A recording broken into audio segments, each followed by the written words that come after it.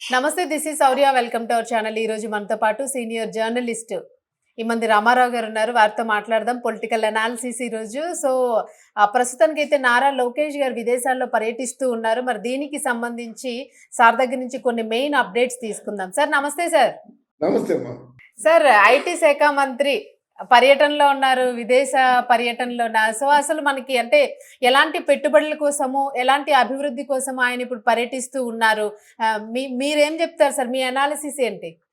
నేను లోకేష్ గురించి మొదటి నుంచి కూడా నేను ఎస్టిమేట్ చేసి చెప్తున్నాను. లోకేష్ సామాన్యుడు కాదు. లోకేష్ ఒక విధంగా చంద్రబాబు నాయుడు కంటే కూడా షార్ప్‌గా ఆలోచిస్తున్నాడు.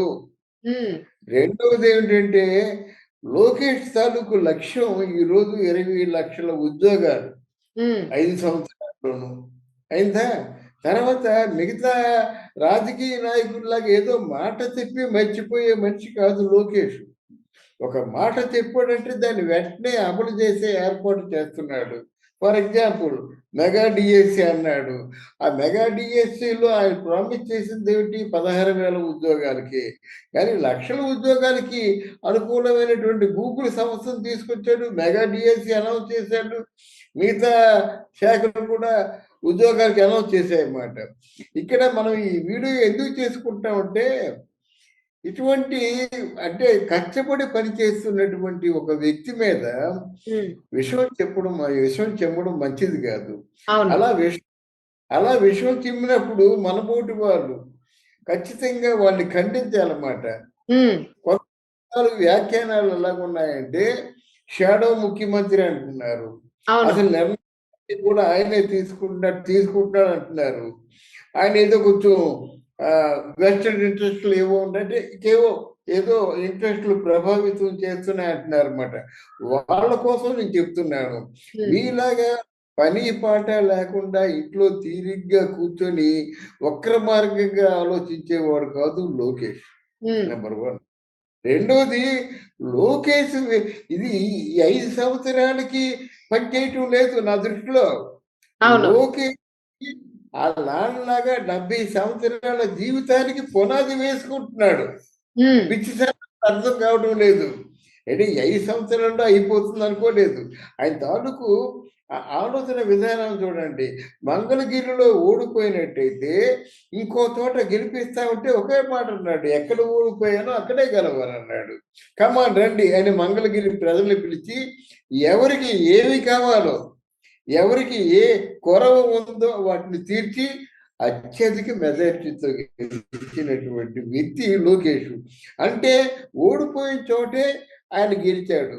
అలాగే ఏమి రాజకీయాలకి ఏమి కావాలో కావలసిన పునాది ఇప్పుడు లోకేష్ తలుచుకుంటే ఓ గూగుల్ వస్తుంది, లోకేష్ తలుచుకుంటే ఐటీ హబ్ వస్తుంది, లోకేష్ తలుచుకుంటే అసలు విదేశీ పెట్టుబడులు ఏ విధంగా తీసుకురావచ్చో తెలుస్తుంది.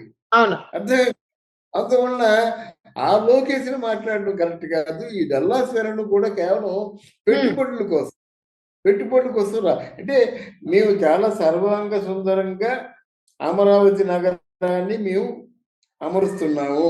ప్రధానంగా అమరావతి నగరాన్ని కూడా ఐటీకి ప్రధాన కేంద్రంగా చేస్తున్నాము. రెండోది విశాఖపట్నం లాంటి ఒక అందమైన సుందర తీర ప్రాంతంలో ఐటీ హబ్బులు పెడుతున్నాము. మీరు రండి, మీరు పెట్టుబడులు పెట్టండి, మాకు కావలసిన మెన్ ఉన్నారు. మిగతా ప్రాంతాలు మిగతా దేశాల్లోనూ మన దేశంలో ఉన్న తేడా ఏమిటంటే అక్కడ మనుషులు కొరవ. మనుషులు కొరవ అంటే మనుషులు అంటే సంబంధిత శాఖల్లో సంబంధిత వర్గాల వారు కొరవమాట. ఐటీ అంటే ఐటీలో మనుషులు తక్కువ ఉన్నారన్నమాట.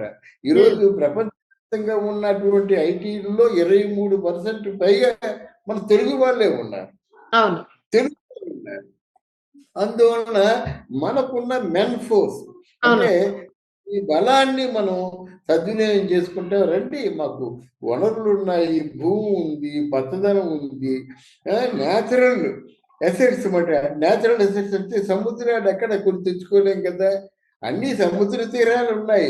భీమునిపట్నం నుంచి చెన్నపట్నం వరకు సముద్ర తీరంలో సీ బెల్ట్ ఉందన్నమాట. ఈ సీ బెల్ట్ అంతటినీ కూడా ఐటీ హబ్గా మార్చుకోవచ్చు. పరిశ్రమల కేంద్రంగా మార్చుకోవచ్చు. ఇటువంటి వాతావరణం మనకు మాత్రమే ఉంది. అలాగే ఇంకో బెల్ట్ ఉంది. ఇక్కడ పచ్చదనంతో కూడుకున్న బెల్ట్ అంతా కోనసీమ గాని, రాజమండ్రి దగ్గర నుంచి మళ్ళీ శ్రీకాకుళం వెళ్ళేంత వరకు, అంటే ఒరిస్సా బోర్డర్ వరకు ఇంకో బెల్ట్ ఉందన్నమాట. అంటే అక్కడ ఉన్నటువంటి మనుషులు, అక్కడ ఉన్నటువంటి పచ్చదనం, అక్కడ ఉన్నటువంటి సర్వాంగ సుందరమైనటువంటి అందాలు, అక్కడ ఉన్న భూమి ఇంకెక్కడా లేదు. ఆ భూమిని పరిశ్రమలకు కేటాయించవచ్చు. ఇవి ఎక్స్ప్లెయిన్ చేయడం కోసం లోకేష్ వెళ్ళారు కానీ, ఈ వైసీపీ అనుకుంటున్నట్టుగా వీళ్ళ వ్యాఖ్యానాలు ఏంటంటే విషం కక్కే వ్యాఖ్యానాలు కనుక వాటిని అరికట్టాలమ్మా. లేకపోయిన అరికట్టాలి సార్. అంటే లోకేష్ కూడా అన్నారు ఇంత గతంలో భువనేశ్వరి గారి గురించి ఒక మాట అన్నారు, అసెంబ్లీ సాక్షిగా ఆవిడని అవమానించారు అన్నది ఇప్పటికీ కూడా లోకేష్ ఇంకా మర్చిపోలేని పరిస్థితి. ఎందుకంటే మర్చిపోయే అవకాశం కూడా లేదు దాన్ని. ఖచ్చితంగాను వైసీపీ ఏదైతే అవమానాన్ని చవి చూపించిందో దానికి ఖచ్చితంగా శిక్ష అనుభవించాల్సిన అవసరం ఉంది. నా తల్లినే కాదు, ఇతర ఆడపిల్లల్ని ఎవరిని అవమానించినా కూడా ఉపేక్షించేది లేదు అని చెప్పేసి చాలా గట్టిగా దాని మీద ఈ పర్యటనలో కూడా ఆయన కొన్ని సందర్భాల్లో మాట్లాడాల్సి వచ్చింది. మీరేమంటారు సార్ దానికి? నిజంగానే అంటే వైసీపీ ప్రవర్తనకి ఖచ్చితంగా వైసీపీ చాలా నీచమైన రాజకీయాలు చేస్తుంది. అవతల వాడు కష్టపడి ఆ చంద్రబాబు నాయుడు కానీ, పవన్ కళ్యాణ్ కానీ, లోకేష్ కానీ అవతల వాడు కష్టపడి పని చేస్తుంటే ఆ పని చేసిన దాని మీద విషయం కక్కడం ఏంటమ్మా? అన్ని అబద్ధాలే. అందువలన ఈ విషయాల్లో ప్రజలు మేలుకోవాలి, ప్రజలు తిరగబడాలి, ప్రజలు ప్రశ్నించాలి వైసీపీ వాడిని. లేకపోతుంటే కష్టపడి పనిచేసే వాడిని ఒక మాట అంటే వాడి మీద విషయం కక్కినట్టయితే కొంచెం డిసప్పాయింట్మెంట్ వస్తుంది ఎవరికైనా సరే. ఆయన పట్టుదలగా చేస్తున్నాడు. నేను అదే చెప్పాను కదా, ఏదో 5 సంవత్సరాలకి సరిపడేటువంటి పనులు చేయడం లేదు ఆయన. ఒక 70 సంవత్సరాల రాజకీయ జీవితానికి లోకేష్ పునాది వేసుకుంటున్నాడని ఘంటాపథంగా చెప్పగలను. అలాగే పవన్ కళ్యాణ్ కూడా అలాగే కష్టపడుతున్నాడు. వాళ్ళిద్దరిని గైడ్ చేస్తున్నాడు చంద్రబాబు నాయుడు. ఆ విషయాన్ని మర్చిపోకూడదు. ఇప్పుడు లోకేష్ వాళ్ళ మదర్ గురించి మాట్లాడారంటే అది వ్యక్తిగతమైనటువంటి ఒక ఆ స్పందన ఉంటుంది. దాన్ని ఏమంటారు, ఆ వెంజెన్స్ ఉంటుంది. ఎందుకంటే తల్లిని అంత ఘోరంగా అసెంబ్లీలో అవమానం చేసినట్టయితే ఎవరు ఊరుకోలేరు. అంతేకాకుండా ఆయన చేస్తున్న మంచి పనులు కూడా వక్రీకరించి చెప్పినప్పుడు ఉన్నారు. అవును, బాధ ఉంటుంది కదమ్మా. రెడ్ బుక్ అని అవసరం లేదు. నేను అప్పుడే చెప్పాను.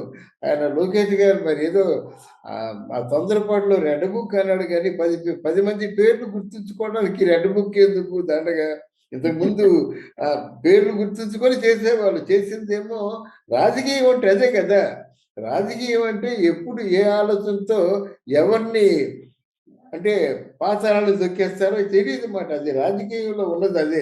అంతేగాని నువ్వు మీ అందరూ మాకు అంటే అంటే మాకు బాధలు కలిగించారు, మాకేదంటే కష్టాలు కలిగించారు, మా ఎప్పుడు జీవితంలో అనిపించినటువంటి దుఃఖాన్ని అనిపించాం కనుక మిమ్మల్ని అందరినీ దృష్టిలో పెట్టుకుంటాను. ఇదిగో రెడ్ బుక్ అన్నాడు మాట. అట్లాంటి రెడ్ బుక్ అనడం అదే కాకతాళీయంగా జరిగింది. కానీ డెఫినెట్గా ఎవరైనా ఇప్పుడు సంఘ విద్రోహ శక్తుల్ని, ప్రగతికి కంటకంగా ఉన్నటువంటి వాళ్ళని ఎవరైనా దృష్టిలో పెట్టుకుంటారు, ఎవరైనా శిక్ష వేస్తారన్నమాట. దాని బుక్కులే అవసరం లేదు. వాళ్ళు రెడ్ బుక్ రాజ్యాంగం అనవలసిన అవసరం లేదు, వీళ్ళు రాజారెడ్డి రాజ్యాంగం అనవలసిన అవసరం లేదు. తప్పు చేసిన శిక్ష అనుభవించాలి. అనుభవించే మీనమేషాలు లెక్క పెట్టకుండా వెంటనే అనుభవించాలి. అంతేగాని లోకేష్ లాంటి సమర్థుడిని, లోకేష్ లా పనిచేస్తున్న వ్యక్తిని వెనక్కి లాగడం ఆంధ్రదేశం తాలూకు భవిష్యత్తుకి మంచిది కాదు. ఎగ్జాక్ట్లీ సార్, మీరు అన్నది ఎగ్జాక్ట్లీ కరెక్ట్. ఎందుకంటే చాలా మంది ఐటీ పరంగా ఉద్యోగాలు లేక, ఐటీ పరంగా ఇప్పటి వరకు కూడా రాష్ట్రం సరైన అభివృద్ధిలో లేక, ప్రభుత్వానికి ముందు గత ప్రభుత్వ హయాంలో అనేక మంది ఇబ్బందులు పడిపోయి చక్కగా మంచి మెరిట్ ఉన్న వాళ్ళు కూడాను ఇతర రాష్ట్రాలకు ఎక్కడెక్కడికో తక్కువ జీతాలకి కుటుంబాలను వదిలేసి వెళ్లాల్సిన పరిస్థితి ఉంది. ఒకవేళ ఇదే అభివృద్ధి అప్పుడే జరిగుండుంటే ఇంత సమస్య వచ్చుండేది కాదు. మరి ఆ అభివృద్ధి కోసమే ఖచ్చితంగా ఇప్పుడు కూటమి ప్రభుత్వము, ముఖ్యంగా నారా లోకేష్ గారు ఐటీ పరంగా చాలా కృషి చేస్తున్నారనే మనం అనుకోవాలి. అంటే ఇక్కడ చాలా మంది తల్లిదండ్రులు ఉన్నదంతా ఖర్చు పెట్టి హ్మ్. బిడ్డలకి చదువు చెప్పించినట్టయితే సరిగ్గా చేతికి అద్దొచ్చే వయసులో వాళ్ళు ఉద్యోగాల కోసం రాష్ట్రం విడిచి దూరంగా వెళ్ళిపోతే హ్మ్. అమెరికా వెళ్ళాలన్నదో రాష్ట్రం విడిచి వెళ్ళిపోవడం కూడా అంతే కదా! అంతే. అక్కడ అంతే. వాళ్ళు సకల సదుపాయాలు చూస్తారు. తల్లిదండ్రులు ఇక్కడ అన్నమో రామచంద్ర అంటూ మొక్కుతూ ఉంటారన్నమాట. తల్లిదండ్రులకి ఎవరు పలకరిస్తారండి? ముసలి వయసులో తల్లిదండ్రులకి కావాల్సింది డబ్బులు కాదు. ఈరోజు ముసలి వయసులో వాళ్ళు అతి దయనీయంగా చచ్చిపోతుంది డబ్బులు లేక కాదు. నిరాదరణ. ఆ ప్రేమకు నోచుకోలేక చచ్చిపోతున్నారన్నమాట. అవును. ఇటువంటి పరిస్థితి రాకుండా ఇక ముందు కొంచెం ఆ తల్లిదండ్రుల దగ్గర పెట్టుడుండేలాగా ఉద్యోగాలు వచ్చినట్టయితే ఎంతోమంది తల్లిదండ్రులు కొంచెం తృప్తిగా చచ్చిపోతారు. అవును. లేకపోతే ఈ వాతావరణం మంచిది కాదని నా ఉద్దేశం. డెఫినిట్‌గా మన ముందు ఐటీ పరిశ్రమలు ఉండాలి. అవును. మనం చదువుకున్నటువంటి పిల్లలు మన కళ్ళ ముందు ఉండాలి.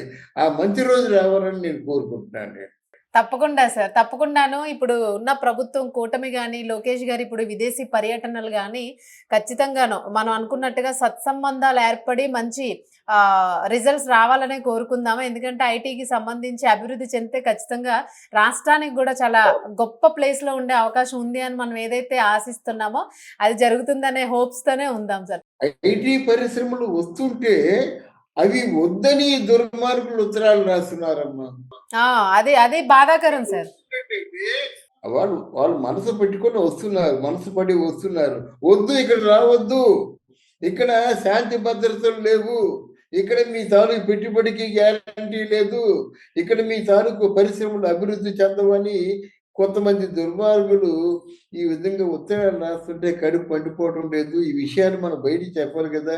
మనమే అవును. కాదు ఎవరైనా కూడా ఆ ప్రగతికి ఎవరైతే అడ్డంకిగా ఉన్నారో వాళ్ళు ఏరి పారేయాలి. అవును. ఒక తులసి మొక్కల మధ్య తులసి మొక్కల మధ్య గంజాయి మొక్కల్ని ఏరి పారేసినట్టుగా ఈ సంఘ విద్రోహ శక్తులు ఏ పార్టీలో ఉన్నా సరే I am not specifically minding YSRCP. ఒక వైఎస్ఆర్‌సీపీని మాత్రమే నేను అనటం లేదు.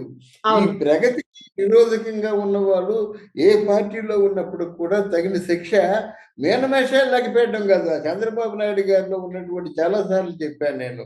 ఆ మీనమేషాలు లెక్కపెట్టడం కాకుండా చట్ట పరిధిలోనే మీరు తగిన విట్నెస్‌లతోనే, తగిన డాక్యుమెంటరీ విట్నెస్‌తోనే వాళ్ళని ఎంత తొందరగా అరెస్ట్ చేస్తే అంత మంచిది. అప్పుడు అవును. రెండో సంవత్సరం కూడా పూర్తిగా వస్తుంది కదా! ఈ అవును సార్. విషయంలో జాగ్రత్త వహిస్తారని కోరుకుంటాను. తప్పకుండా సార్. తప్పకుండా అభివృద్ధి జరగాలనైతే ఆశిద్దాము. ఆంధ్ర రాష్ట్రానికి గర్వించదగ్గ టైము మొదలైందని అందరూ అనుకుంటూ ఉన్నారు. ఖచ్చితంగా ఇది జరగాలనే కోరుకుందాం. ధన్యవాదాలు సార్. థాంక్ యూ అమ్మా. Thank you.